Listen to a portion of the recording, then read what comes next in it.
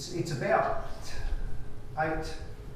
7 years ago now that we finished this work, and the work got published early last year, so it's still relatively timely to talk about what we did, what we found, and how that might transpire across to management of dingoes. And as Lee quite rightly suggested in the introduction, there's this sort of contest of wills and ideology, and it spills into government policy around protecting the dingo for its wildlife benefits and its iconic image in the Australian landscape, and managing the dingo where it's undoubtedly a pest for livestock. So this project comes out of the livestock side of things.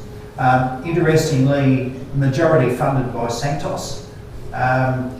Santos, as some of you may not know, own a series of cattle properties which they sublease to commercial operators. They also have facilities in the remote parts of the desert which tend to have dingoes aggregate around those facilities because of water and roads that dogs can travel on and so on. So the management of dingoes is not beyond their interest for a number of reasons. I should acknowledge the properties that this work was conducted on. Two of them at the time, Quinnipiac and Inaminka, were Kidman properties, which is how I came to be involved in the work. Quinnipiac since sold, of course, to the Morgan family. And then Todd Morden and Cadillo Downs family-owned properties in the northern part of South Australia, and I'll show them on a map shortly. The South Australian Avalanche Natural Resource Management Board, they've had a name change now. I think they're landscape boards or something, I forget what they're called, but that was the title at the time that we ran the project through. And then my co-workers listed down the side there, some of them South Australian and some of them interstate for various reasons. So with that introduction to the project itself, we'll just move forward. So I'll just focus a little bit about the dingo, and I might digress a little from my main theme around dingoes and predation and calves and so on, because there's some interesting work just coming through on the purity and the origins and so on of dingoes, just being published in the as recently as last year.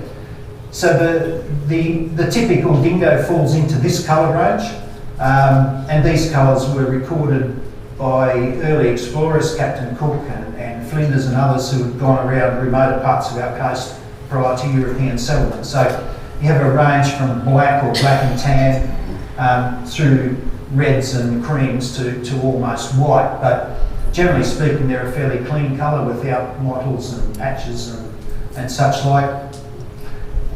Some characteristics about the dogs themselves here. A few other interesting features. So the chest line and underline of the dingo doesn't protrude below what is the knee joint here. And also the widest part of the animal, which you can't quite see from this image, but the widest part of the animal is the skull. So it's wider than chest or hindquarters or anything, even though these are well-fed dogs in captivity. There are some basic sort of archetypal characters around the traditional dingo. There's a lot of sort of speculation which has been resolved in more recent times about the purity of dingoes in today's Australian context, where we have very remote parts of deserts where dogs are largely untouched and have no contact with domestic dogs. And we also have dogs living in more settled areas where certain levels of hybridisation prevail. Maybe this next slide might cover it. So this is some work done in about 2012 by Danielle Stevens from the University of Western Australia. And she analysed over a period of time around 3,000 different DNA sources to do with wild living dogs. Now, whether they were dingoes or hybrids was what she worked on. And this heat map basically shows the pure archetypal dingo as red. And you can see when you get to more settled areas how hybridisation comes through, and it's sort of not beyond our reasoning. And in her work, this part of southeastern Australia, she characterised as extremely hybridised, so a lot of domestic dog genes.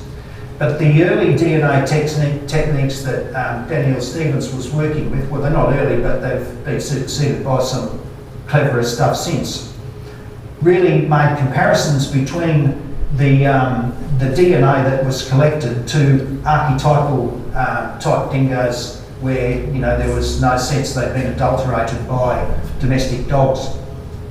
Work that's just been done recently using different DNA methodology has identified that in this part of southeastern Australia, and in fact from a line from Brisbane across to Perth, or roughly that, there's a different lineage of dingo. And the reason that these dogs here differentiated distinctly from these other dogs is not that they were entirely hybridised with domestic dogs, but they were a different age of arrival into Australia. So the oldest fossil we've got for a dingo is about 3,500 years, but DNA dating, and it's basically using a background mutation rate, has identified that the first dingoes came into Australia 7,000 to 8,000 years ago. So the land bridge to New Guinea closed off about 7,000 years ago. So that line of dingoes, which is this sort of central and northwestern and northern group of dingoes, are the ones that came in by the New Guinea land bridge. This arrival here is thought to be 5,000 to 6,000 years ago using this mitochondrial dating, and that's thought to be some kind of arrival by sea. Now, whether it's a wave of Melanesian people that came in and assimilated with Aboriginal people or not remains unknown. These are just researchers looking at the DNA of one particular species and saying somehow or another it got into this part of Australia, and although highly hybridised in the more settled areas, still has a population that are pure to the original genetics of the arrival. So these maps, which were done around 2012, have since been updated based on this new DNA work. And of course, if I just jump back to the last one, it proposes some conjecture around the name. So Canis familiaris is the domestic dog, and Canis lupus is the wolf. And for a while, the dingo was thought to be from the wolf line, now since discredited with genetic work. And so the name, excuse me, has fallen back to Canis familiaris with the subspecies dingo. But there's some very well argued work in a paper last year suggesting that our Australian native dog should actually be Canis dingo based on its genetics. Its only near relative is the New Guinea singing dog. Most of the other sort of dog populations from Southeast Asia are genetically much more aligned with the domestic dog. So that's the, part of it feeds into the debate of, do we have this pure population of dingoes that we need to protect, or do we have, mongrel hybrids that really are not part of our original ecology? And the work by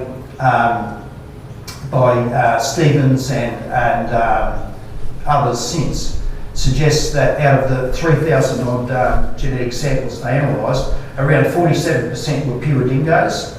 Up to 80% had either were pure or had less than 25% domestic dog genes. So they appeared and had a dingo form, they behaved like dingoes, they have one estrus cycle a year. To all intents and purposes, they present and behave as dingoes and should be regarded as a native dog, as a dingo. And then as you get into more settled areas, there's about 20% of the population of these wild living dogs that have higher levels of domestic dog genes scattered through them, and some of them don't present us the type that we understand to be the dingo. Okay, so just to move on now they're an undoubted pest for livestock owners, and there's a bit of conjecture about how much impact they do have on cattle, but as you can see, even if they don't kill calves, they can have quite an impact on the product that a cattle producer has to ultimately present to the market. So this one here is a weaner, and it was savaged by dingoes. It ultimately lived, but went through a lot of pain and suffering, and was never going to be a prime product presented at market. So I don't think there's too much dispute that dingoes, controlled or uncontrolled, will still have an impact on cattle, and therefore there are issues to do with their management. Now, this is a map showing the properties that we conducted the work on, and I should say that at the outset, the owners of these properties took on some considerable risk in allowing paddocks to remain unbaited and not knowing what the consequences of having sort of unharmed dingo populations resident on their properties might turn out to be. I think Carolyn Island gave a presentation recently on the dog fence and various issues around dingo management to do with that. So these properties are all north of the dog fence. They all had quite robust dingo populations present on the property, so we had plenty of dingoes to work with. And I should say that there's around 45% of South Australia, and it's largely this portion out to the west of the barrier fence and up in the APY lands and across these desert areas, and even on a number of properties that are organic and actually don't undertake very much dingo control at all. So we've got about 46% of the state where dingoes are unmolested and live in their wild state and by and large pure in their genetics, and that's the reason we chose to use dingo in our publication rather than wild dog. But genetically they were pure, and they were remote from settlements in these sort of areas. Okay, so the project that we undertook was to choose side-by-side paddocks on these properties that had similar landscapes. So we had a replicated baiting and nil baiting design, so we baited dingoes according to the South Australian pattern of things, May and October each year, and using a limited number of baits, relatively speaking, distributed by ground, so placing them under bushes and things around water points. Aerial baiting doesn't actually happen in South Australia north of the dingo barrier fence, as Carolyn probably explained. So we use the pattern that typically prevails in cattle country. We pregnancy tested cows in each of these paddocks, and we had, on average about 124 cows pregnancy tested in each of the treatment areas on each property. All up, we tracked around 3,100 pregnancies, and the idea was to look at the survival, how many of those pregnancies transferred to a calf that was weaned. From what's known from observational studies, most calves that are preyed upon are lost within the first 48 hours of being born, and there's very little killing of calves by dingoes beyond 1 month of age. So it's that sort of early part of a calf being born, where they're often hidden, by the mothers or left in little sort of crash groups while the mother goes to water and so on, that they're predisposed to attack. So it's that early part of pregnancy. Now, we weren't able to identify the cows in these big paddocks at the point when they calved and go and sort of supervise the calving and monitor the results. So we were just looking at the success or otherwise of that pregnancy. So there's a whole lot of factors that play in a big, largely uncontrolled experiment to try and determine what levels of predation are fine. We did look at as many of the explanatory factors for why a fetus or a calf might be lost, and so we had the dingo baiting as a treatment, dingo activity, and aside from numbers, dingo activity changes through the course of the year, so dingoes are very active April, May during their mating season, and they're pretty sedentary and helping look after pups in that July-August period. So, you know, you can have quite a reasonable dingo population on a property and not see very many tracks and hear no howling through that later part of winter. But in the autumn period, you'd think you've suddenly had this huge arrival of dogs because they're particularly active around mating and howling in the mornings and tracks on every road and that sort of thing. So there's a big activity differential throughout the course of the year. Summer heat, the age of the cows themselves, and particularly maiden heifers versus mature cows. And then the prey, the abundance of prey around the place as an alternative for dingoes to other than preying on calves.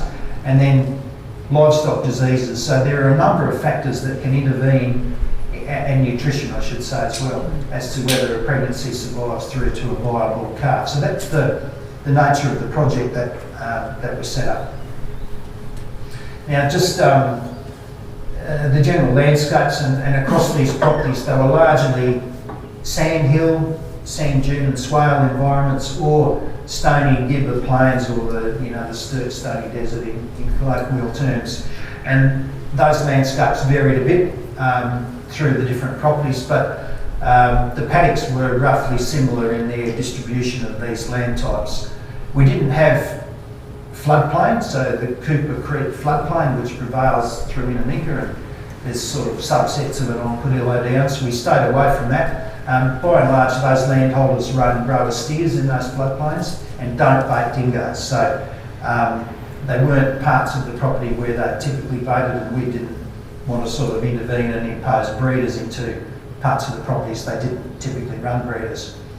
And then the predominant prey base varied across these properties from red kangaroos, hopping mice, dasyurids, and rabbits, and the long-haired rat, which is a native rat, Rattus velocissimus.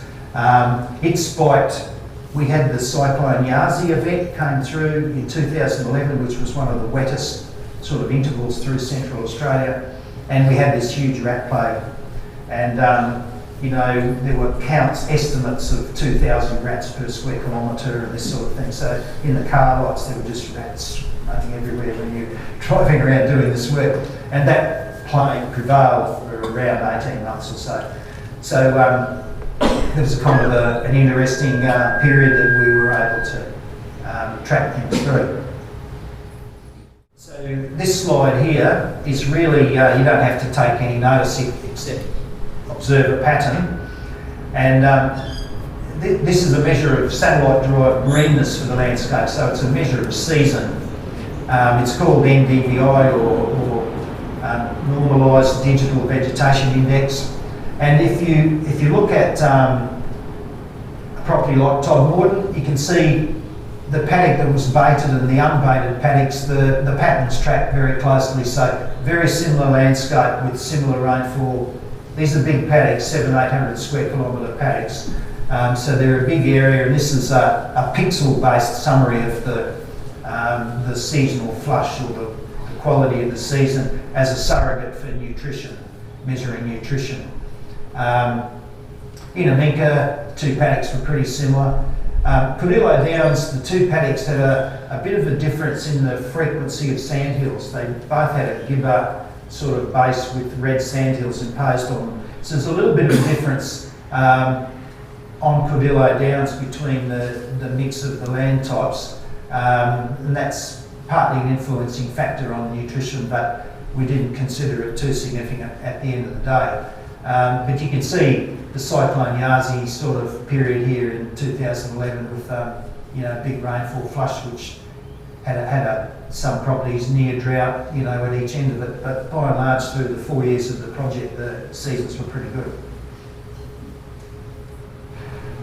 This is just some of the dingoes in the early part. We had radio collars, satellite tracking on these radio collars, and We could locate, got a fix on the animal about every 4 hours. This is just one dog. Just to give you an idea of the home range, the water point here. So this animal, these are sandhills. This animal tended to live on the southern side of the water point. There are other dingoes that were on the northern side. Now, there's a whole, lot of research goes on as to whether it's a home range where an animal lives or frequently occupies, or whether it actively defends it. So in the case of dingoes, mostly they don't actively defend their home range, in which case you'd call it a territory. They just live in an area. Other dogs do pass through. They might hound them and chase them a bit, but other dogs that we trapped passed through some of these territories. This was a female. She was pretty sort of settled, except for the odd, venture out to the margins. But just gives you an idea. There's a scale down there, 4Ks. Just gives you an idea of the sort of area that a dog, a dingo, typically kind of lives in its wild or remote state. Now these are this comes to the nub of what we found. And typically calf losses or pregnancy, the losses of pregnancy through to weaning range from about 4% where everything goes well. You've got no diseases, you've got no predation, you've got more mature cows that have had at least one calf, and they range up to losses of 40% of pregnancies where there's disease or high predation or poor nutrition or major disturbances for some reason. Now, in our case, the percentage of pregnancies that were successful range from 60 up to 100 in both the baited and unbaited areas. Now, the reason why these dots are higher in the unbaited is just due to this trap count. Now, we couldn't actually count how many dingoes we had, but we measured their tracks. Every 3 months we spent 3 days going around 100 track plots counting tracks, not just for dingoes but for all of their prey species as well.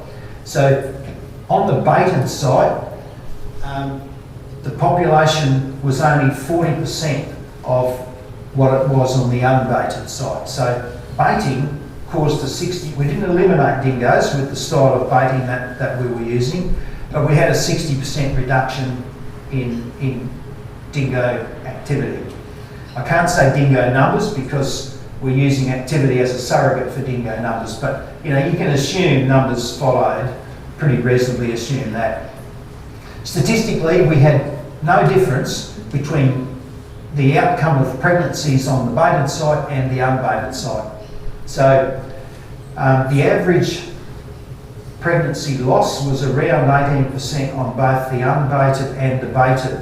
It was higher for maiden heifers, so it was around 26% of pregnancies were lost from maiden heifers for a couple of reasons I'll come to shortly. And it was about 14% for cows that had had at least one calf. So even when we baited and we had mature cows, there's still a concerning loss of pregnancies to these producers. It varied a bit through time. This is the average across the properties throughout the project. So this is an average of about 3,000 pregnancies that we tracked. So no statistically significant difference between baiting and not baiting. So from that point of view, we could not say that baiting was beneficial to these cattle producers. They did not get more calves as a result of baiting. Now, we know that dingoes kill calves. We observed during the field work at least 7, but absolutely 7 where dingoes killed the calf while someone attached to the project was watching. So we know that dingoes kill the calves. It's a question of whether they kill them at a higher rate when they were unbaited, and something else like diseases led to a reduction then, so counterbalance the benefit of baiting, or whether baiting itself had no effect. We actually cannot say. And one of the bigger confounding factors in our study was disease. And at the outset we assumed that if we had side-by-side paddocks, with cattle of the same breed being run under the same management system as prevailed across the property, that we'd have a similar disease pattern. From the blood testing that we did, we found that wasn't the case. And unfortunately the results of that blood testing came through about halfway through our project. If we had the time over again, we would have vaccinated to eliminate all of the main diseases that were at play. And the ones that were at play were pestivirus, leptospirosis, Neospora, and a few other arboviruses, 3-day sickness and so on. But the two key ones were pestivirus and leptospirosis. Now, pestivirus is droplet spread, highly contagious, not unlike COVID in that sense. However, once an animal has pestivirus, it runs a high temperature, gets over it mostly, doesn't generally kill the animal, and then it's immune for life. Now, it's often maiden heifers that catch pestivirus for the first time in their life, and if they catch it while they're pregnant, there's a very high percentage of them due to the high fevers who lose that pregnancy. So the older cows have had pestivirus, they're immune, it's not an issue for them, but for maiden heifers it's a significant factor. The other disease that we came across in our blood testing that was spiked during the wetter periods of the Cyclone Yasi event was leptospirosis. The other thing that spiked and had a correlation with leptospirosis was the long-haired rat. Now, we didn't blood test the long-haired rat to see whether it carried lepto. That this idea came to us late in the project, and by this stage the rat population had sort of faded out. So if this summer's as wet as forecast, and it's wet enough through this part of the world to create another rat plague, we'll be racing up there to get rat blood and test it for lepto, because our suspicions from limited data are that the long-haired rat actually spread leptospirosis.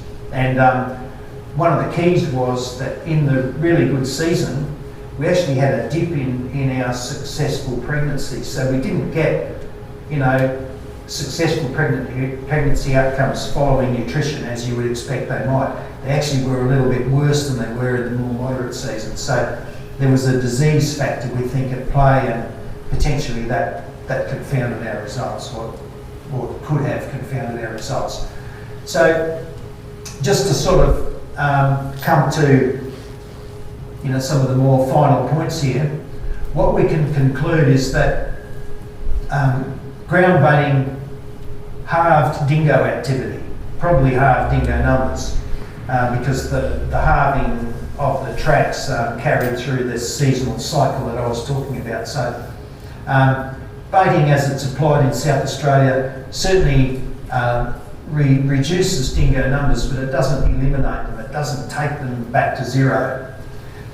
Halving dingo activity made no difference to our calving outcomes, and our fetal or calf losses were high, concerningly high for producers and high compared to a number of other studies. Not the highest that have been found in the extensive parts of the Australian cattle industry, but there were some of them that were concerningly high, and they were much higher for maiden heifers. So producers across northern Australia, across northern and South Australia, could beneficially do a lot more by vaccinating for disease to increase the number of successful pregnancy outcomes than baiting is going to do for them. Typically, calf losses are known from observational studies to range from 2 or 3 up to 10% of calves. There's the odd spike where dingoes have a big impact on calves, but In our case, calf losses due to predation were sort of in that mix of all the other things that happen. Maiden heifers not losing their calf, and dystopia having problems calving, and a range of things that affect a maiden heifer subject to disease more than an older cow. So there are a range of things that South Australian producers in the north could do to improve their calving success other than mating. As I said, the excellent seasons didn't result in higher calf survival. In fact, there was a little bit of a dip there, and we suspect a disease in it. It may not be rats and leptospirosis, because there are a number of arbovirus diseases that are spread by biting insects, and biting insects spike during the same good seasons. You know, you've all been out in the bush when there's green grass around, and flies and mosquitoes and other things are abundant at the same time. So pestivirus and leptospirosis were common, and pestivirus more common in the younger maiden heifers, and lepto spiked during that wetter period. Cattle hair featured pretty predominantly in dingo scats, so that's just dog crap collected every 3 months. We would clear the dingo scats around water points, and so every 3 months we had dingo scats. We matched to the prey trap counts and the seasonal, the quality of the season. Now, cattle hair in dingo scats can come from carrion feeding, or it can come from preying on calves. At Quinnaby, the property was destocked in September 2009 due to drought.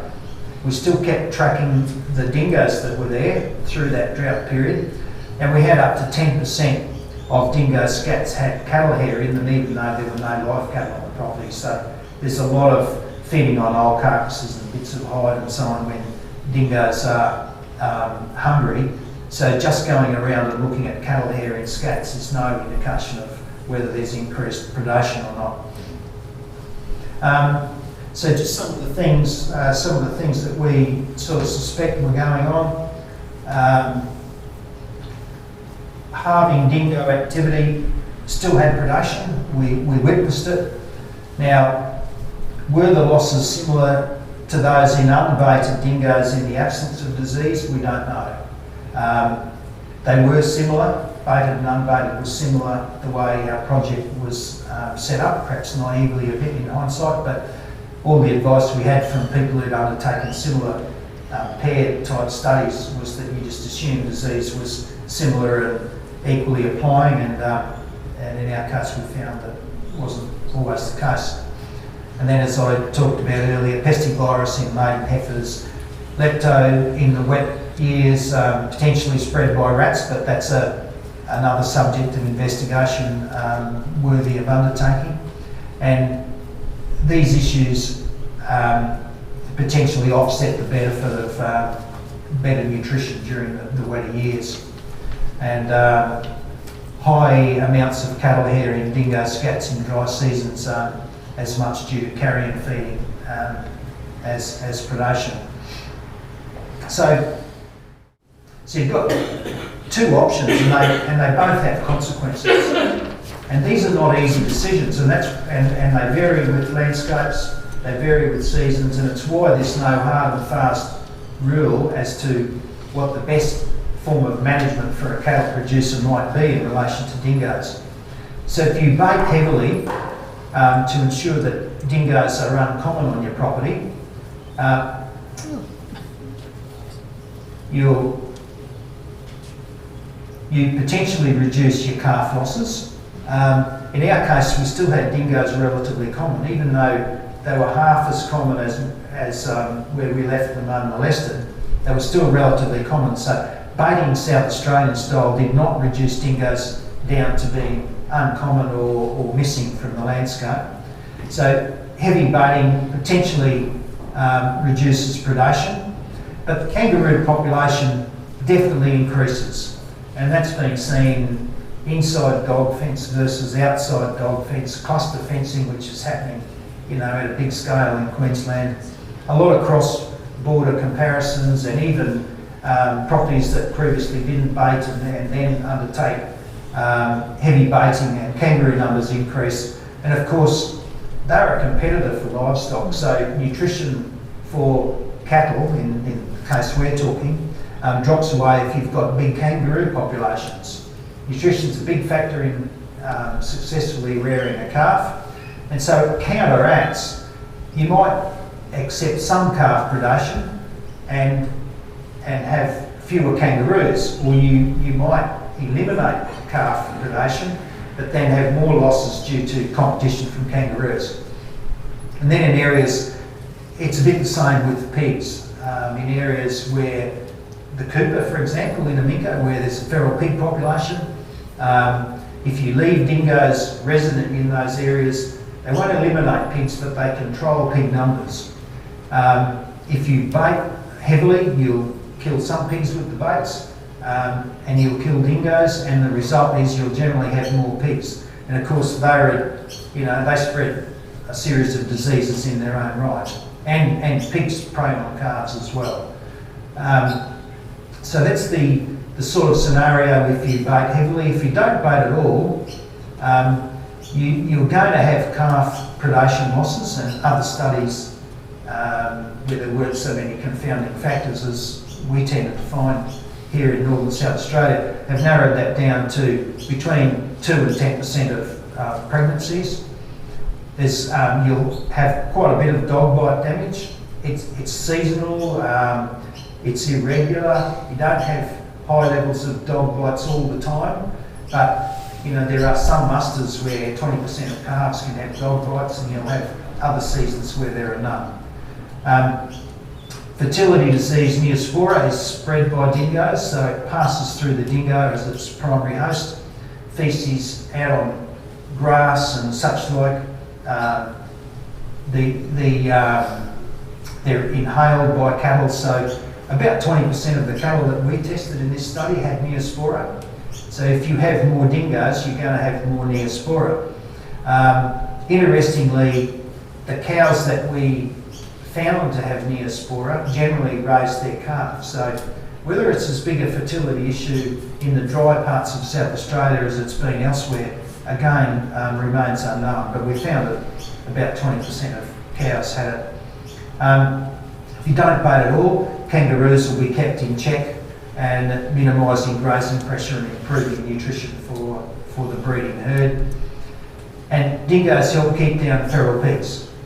I probably don't think I'd go to another slide on this, but I'll come to one of the very topical debates at the moment, and it's this Lee touched on it, the apical predator, mesopredator release. These are sort of theories that are swirling around, and it's that a dingo physically can kill a cat and a fox, and it's been observed to kill cats and foxes, but whether they kill them in sufficient numbers to provide any suppression, any meaningful suppression on cat and fox populations is a point of conjecture. Personally, I've worked in the northern Nullarbor 40 years ago catching dingoes and fitting radio collars that we followed with aircraft as a lead to what we were doing with satellites more recently. And we had a huge dingo population on the northern edge of the Nullarbor, supported by a rabbit population. And we still caught lots of cats and foxes in our traps. We saw them in our spotlight counts. So even though there was a big dingo population, we still had lots of cats and foxes. There's two camps really on whether the dingo will suppress cats and foxes and therefore should be encouraged for that purpose. And it's a contest in science at the moment. It's pretty polarised. There are passionate researchers on both sides of the camp, but to my mind, the convincing results have not really come through. And my own observations tell me that dingoes, certainly I've seen them kill cats and foxes from the aircraft, but we still had plenty there. So I don't think my personal experiences are that they won't suppress cats and foxes to the point where all of our native animals, and birds and lizards and things bound back as a result of no predation. But they won't hurt. They certainly will kill some cats and foxes. So there's a sort of a hot debate, and you've got passionate dingo supporters who are arguing that this apical predator thing is, the best solution for these ecological predation issues, because the cat itself, the way research has sort of evolved, is really now being singled out as one of the major causes of the demise of these 18 mammals we've lost out of central and more arid parts of Australia. The timing of their losses and so on match cats more so than most other things. But it's a live debate, and it's one that science hasn't really sort of settled on at this stage. So it's about the limit of what you'd probably like to hear from me. With Lee's permission, I might just throw it open, because sometimes there are often interesting comments or questions that might lead us down a slightly different track. And as Lee said, I've been distracted for a fair period in the middle of my career, working on the cattle side of things. But dingoes are something that my first research job after university as a lab technician was on dingoes, and measuring dingoes,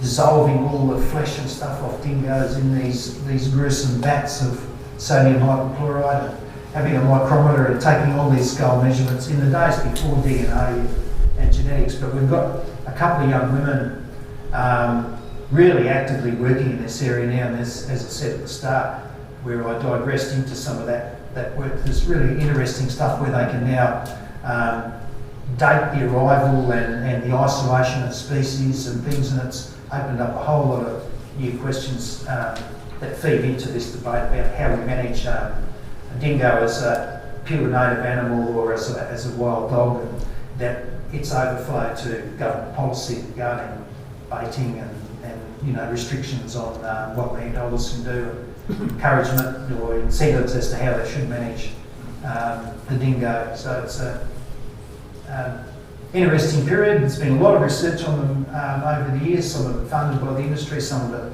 funded by people with ecological interests, or even an oil company, as in our case. And no doubt it'll keep going, and these debates will gradually be more and more refined as more evidence is collected. Actually, for those of you who haven't been up close and personal with a dingo, I actually brought one along. He's lost a bit of his yip and howl over the years, but if anyone wants to feel a pelt, this is one I tanned with one of those field tanning kits about 40 years ago. So I'll just put him out the front there, and you can feel the guard hairs and the sort of nature of it's a bit gruesome perhaps, but you can compare it to your dog back home or whatever. So I'll just leave that out there on the front table for people to have a bit of a look at once we wrap up. Brilliant, thank you so much, Brad. It's really interesting stuff, and I'm sure there are plenty of questions. I'll come around. Andrew, I think you've got your hand up first, so I'll get to you in a second, and then Colin at the back. But just very, very quickly, the obvious question is, there's a lot of effort, a lot of time, and a lot of money put into baiting. From what you've been telling us, it seems like on the northern side of the fence it's a pointless exercise. Look, for the circumstances that prevailed during our study, you could say it was a pointless exercise. But these things change enormously over time. We're talking about complexities of landscapes and the way animals relate to each other, and the way diseases come and go, spread by insects or other, native mammals in the case of the rat. These things are always different, and to go into a project across these sorts of acreages and experimentally control every influencing factor is just not possible. But I only wish we had vaccinated for those diseases that can be vaccinated for, and had eliminated them from confounding our results. I think we would have had more certainty about the recommendations we could make. But yeah, at this point, for the period of that study, baiting made no difference. I'm not prepared to go out on a limb and say, landholders are best off not baiting because I've seen, you know, destruction that can prevail at times. But maybe it's a targeted thing, you know, and when you've got a problem, you deal with it, and if you haven't got a problem, you leave things alone. But certainly from what we can understand, vaccinating for a number of those diseases that we found to be prevalent will give landholders an immediate lift in their calf survival, and probably should be undertaken as a matter of routine.